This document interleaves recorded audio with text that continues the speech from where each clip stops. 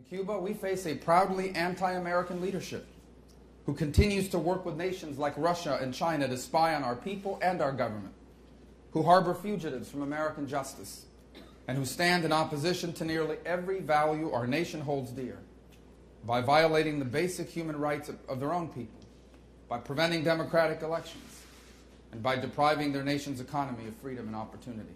In the eyes of Barack Obama and Hillary Clinton, his former Secretary of State, the Cuban people are suffering because not enough American tourists visit that country, when in truth, the Cuban people are suffering because they live under a tyrannical dictatorship.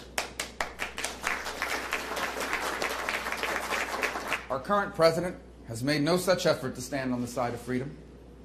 He has been quick to deal with the oppressors, but slow to deal with the oppressed, and his excuses are paper thin. He has made the argument that if the embargo hasn't worked for 50 years, why shouldn't we try something new? My question is, why hasn't he made a similar argument to the Castro regime? For over 50 years, they have tried tyranny and communism, and it hasn't worked either. The Cuban people have a standard of living well below that of virtually every other nation in the hemisphere. He's also made the claim that the people of Cuba do not have access to 21st century technology because of the U.S. embargo. This is patently false.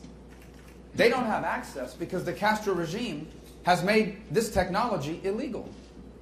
The notion that the Cuban people will be allowed freedom of speech and freedom of information now that President Obama has made concessions to the very government denying them these rights is complete fiction. The concessions to Iran and to Cuba both endanger our nation.